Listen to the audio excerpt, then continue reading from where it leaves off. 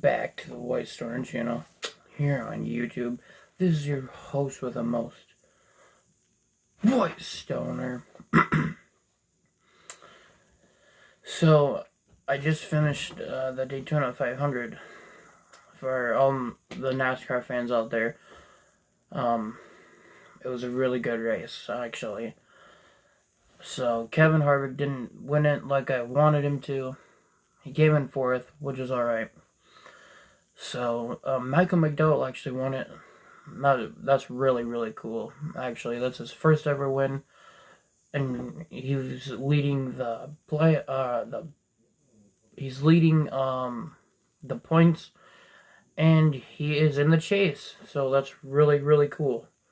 So I'm proud that he won it. And if you guys want me to review any other NASCAR race that I've seen, I can. Or if you guys want me to talk about it, I can do that too. But, so my overall review, just a short review of the 500 that I just watched, I would say it was, actually an 8 out of 10 race. So it was really good. Because Denny Hamlin didn't win, which is really good. Bubba Wallace wrecked. Martin Truex wrecked. And then Crybaby Busch wrecked. So, all in all, I thought it was a really good race. So, enough with that. I'm here to do a video that I have not seen anyone do. So, if you guys want to take this video idea and do it yourselves, be my guest and go ahead and do it. Today, I made myself a list.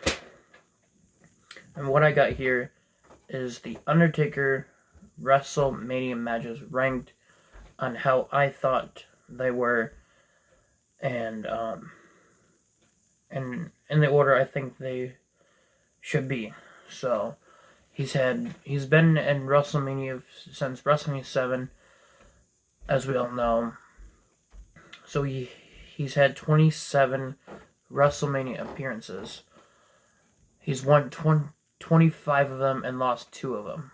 So technically, he should be 27-0, in my opinion. But starting off at number 27, so we're going to go worst to best. Number 27, we have Undertaker versus Giant Gonzalez at WrestleMania 9. So basically, you all know why this is bad. Because, first off, WrestleMania 9 was a bad pay-per-view to begin with. And Undertaker just really got chloroformed by him. Comes back and wins by disqualification. That's very stupid. Next, 26, we have Undertaker versus Big Boss Man at WrestleMania 15 in the Hell in the Cell. Enough said there. That match was just really weird. It didn't seem like an Undertaker match. It just seemed like a normal Hell in the Cell match. I don't know. Every time I watch it, it's weird. And then they hang the Big Boss Man. So I don't understand that. Next we have Undertaker versus Brock Lesnar at WrestleMania 30. Okay, so WrestleMania 30 was a really good pay-per-view. I watched it live, and when I watched it live, and then I seen Undertaker lose, and then I seen it switch from 21. I saw it switch to 21-1. That's when my heart broke. I mean, I ranked this match 25 because it's Undertaker lost. He's Undertaker. He shouldn't lose at WrestleMania. And he just didn't seem like himself, really. So, and then we had Undertaker versus Roman Reigns at WrestleMania 33, ranked at number 24. Again, I ranked it here because this is where he lost for the second time. So, again, he didn't seem like himself. So, we had Undertaker versus Shane at WrestleMania 32, ranked at 23. This one was just really weird match. If Undertaker lost, he wouldn't wrestle at WrestleMania anymore. So that told you right there that he was going to win. It was just a stupid Hell in a Cell match that nobody didn't want to see. I mean, if they made him go against Shane in a different match, it might have been better. But seeing Undertaker and Shane McMahon fight each other is weird because they've never fought each other to begin with. So I didn't understand that at all.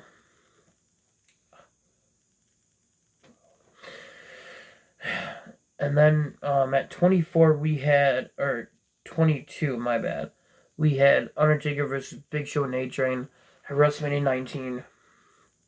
So that one's ranked at 22 because, again, it was a weird match. So first off, to me, Undertaker should always be in the mid-card or the main event of any WrestleMania. And having him come out second for his match is weird. He was supposed to be in a tag team match, which might have been better with Nathan Jones. That's what it says on the box. So, overall, it was an okay match. It just was weird seeing him in a handicap match. And then at 21, we have Undertaker versus Jimmy Snuka at WrestleMania 7. Well, this is where the streak begins. It was a pretty good match. I wouldn't say it's the best, but it did a job, and that's how the streak started. At number 20, we have Undertaker versus Jake the Snake, WrestleMania 8. So this one was decent, but it didn't really get the job done. I thought it could have gone a little longer, and then him tombstoning him outside the ring, and then bringing him back in for the pin. A little weird. Number 19, we have Undertaker versus Kane at WrestleMania 20. This match, so I like watching this match because it's the Return of the Dead Man gimmick, but it's just such a bad match because Kane doesn't do anything in it, really. He just stands around and gets beat up. Like, that's not Kane that I know. Kane's always out there wanting to fight, and he didn't fucking do anything really in that match, and it felt short, and it's dumb. But some reason I don't mind watching it. Number 18, I probably should have ranked this one a little higher up, but we got Undertaker versus King Kong Bundy at WrestleMania 11. So, that's the one pay-per-view I've watched. I've watched WrestleMania 11 before, but yet I barely remember it. So, Undertaker versus King Kong Bundy was weird. They just didn't work that well together to me. Number 17, we had Undertaker versus Diesel or Kevin Nash, whatever you want to call him, at WrestleMania 12. So WrestleMania 12 was a really good WrestleMania, but yet again, Undertaker versus Diesel was an okay match. It went on a little too long, I think, but they did pretty good together. And number 16, we had Undertaker versus Triple H. Some of you guys might not like where I positioned this, but I think it's a decent spot. We got Undertaker versus Triple H at WrestleMania 28 in the Hell in a Cell, with Shawn Michaels as the special guest referee. So this one is very weird. I try to watch it, not purposely, but I try to watch it, and every single time I try to watch it, I fall asleep. So, I don't get it. I don't know. But it's not really a good match to me. That pay-per-view sucked to begin with, so.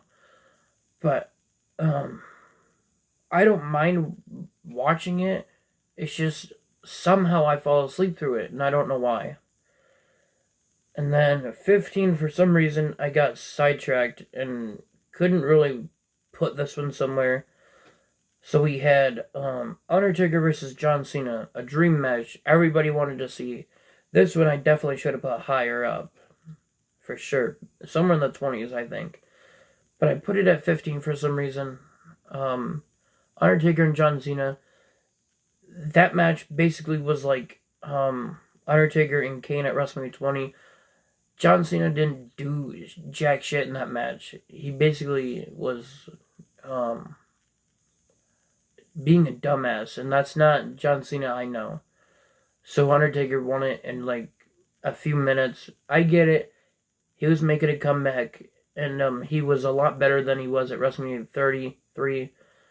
And I understand he's quite a little bit older there, but they could have done a little bit better. And then number 14, we have Undertaker versus Psycho Sid at WrestleMania 13. So, I know a lot of people don't like that WrestleMania. I think it's okay. I like watching it sometimes. But this is Undertaker's, if I'm correct, Undertaker's first main event at WrestleMania. So, seeing him win the title was really cool, except for the part where Bret Hart comes out and fucking ruins it. Like, Bret Hart didn't need to come out and start bitching up a storm saying he should have been in it. If that didn't happen, I think I would have ranked this one lower. To me, it was a decent match. And then number 13, number 13, I got Undertaker versus Bray Wyatt at WrestleMania 31. Okay, that match was pretty good. If they had the Fiend gimmick back then, I think that would have been a really cool match, Undertaker versus the Fiend. But Undertaker versus Bray Wyatt was a pretty good match, I think. Number 12, say what you want. I think this match is pretty good. And I just watched it last night, so it's one of my favorite Undertaker matches. Undertaker versus Mark Henry at WrestleMania 22 in that casket match. So I like casket matches. I think they're different and unique. So Undertaker and Mark Henry, I thought they did pretty good together. So number 11, we have Undertaker versus AJ Styles at WrestleMania 36. So some of you guys don't like it, some of you guys do. I thought it was pretty good match. It was pretty good. When Undertaker came up behind AJ Styles on the when he was on the tractor, that was weird, but I liked it. So now we're in the top 10, the ones I think that were the best, pretty much. So at number 10, we had Undertaker versus Randy Orton at WrestleMania 21, Legend versus Legend Killer. Now that match is really good. We had the chokeslam RKO botch, if that's what you want to call it. And I think they said Randy Orton injured his shoulder there or something. And then we had Cowboy Bob Orton getting involved and stuff like that. So I thought that match was really good. Especially Undertaker's entrance there. He was standing on something and just sliding across. And then we had the Druids out. I think I might have to rewatch that one to see. But overall, that was a pretty good WrestleMania match. Number 9, we had Undertaker versus Triple H, WrestleMania 17. So that one was pretty good. Actually, I have fun watching that one. I think somebody said that's where Undertaker opens up his bike and you can hear him rev it out or whatever. That one's a really good match. Next up, we have Undertaker versus Kane at WrestleMania 14. So, again, I think some of you guys said it's not that good. I think it's pretty good because, well, Kane actually fought in this match and actually did stuff. And then Undertaker went for his patented dive and Kane threw him into the table. This match had quite a bit of action in it, and I think it did its job. And it took Undertaker 3 tombstones to actually put Kane away. So you don't see Undertaker do that too often. So, and Undertaker also had a really cool entrance here. So I have fun watching Undertaker and Kane at WrestleMania 14. Number 7, we had Undertaker versus Triple H at WrestleMania 27. I guess they liked seeing Undertaker and Triple H hook up when I think Undertaker and Shawn Michaels fought each other a lot better. But WrestleMania 27 match between them two, now that one was really good. That's practically, or no, wait a minute, that's the only good match at WrestleMania 27 because the rest of the show is shit. So I like watching that no holds barred match a lot. And then number 6 we have Undertaker versus CM Punk at WrestleMania 29. Now that match I gotta go back and rewatch. I fucking haven't watched that match since basically we rented it when it was live. So that match, from what I do remember, was really good. The build up to it was awesome. But the rest of the show sucked balls. Alright, now we're in our top 5. We had Undertaker versus HBK at WrestleMania 26. That match was pretty good. I thought it was fun to watch, and it's sad. It makes me sad to watch one of my favorite superstars of all time retire.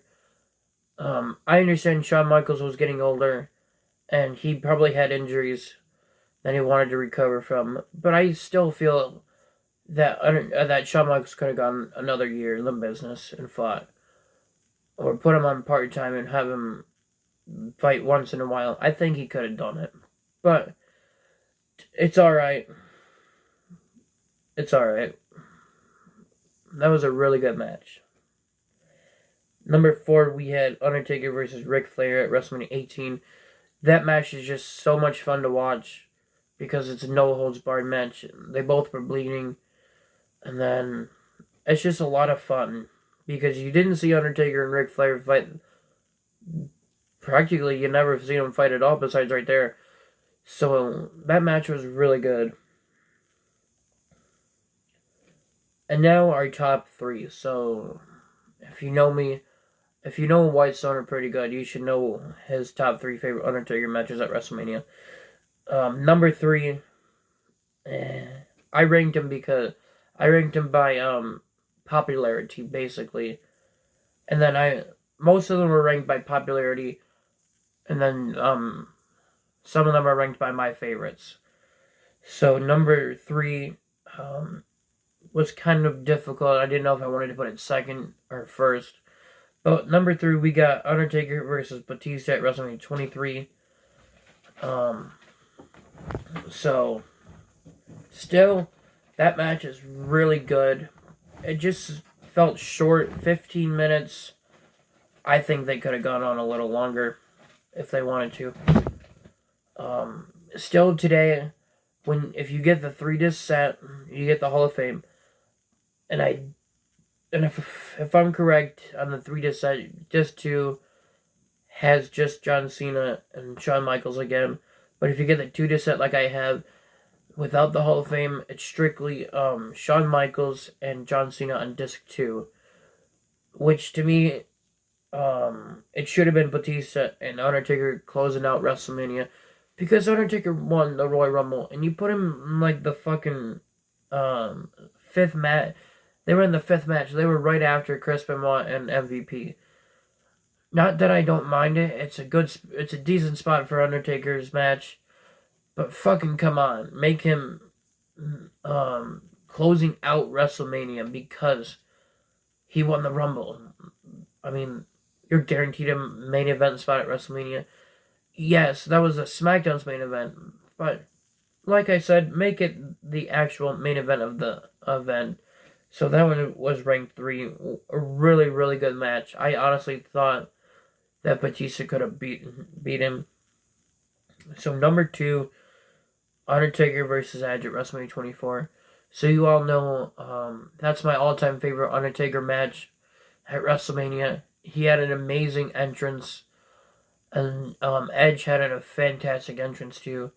So really, I thought Edge could have beat him here too, because every time Undertaker tried to do something, Edge countered it like a beast. I've never seen Edge really counter anything like that. So it was a fun match to watch. And then Undertaker got him in the Hell's Gate and tap out. So Undertaker won the world title there. Just a phenomenal match. And then number 1, well, you should know that it's Undertaker versus HBK at WrestleMania 25.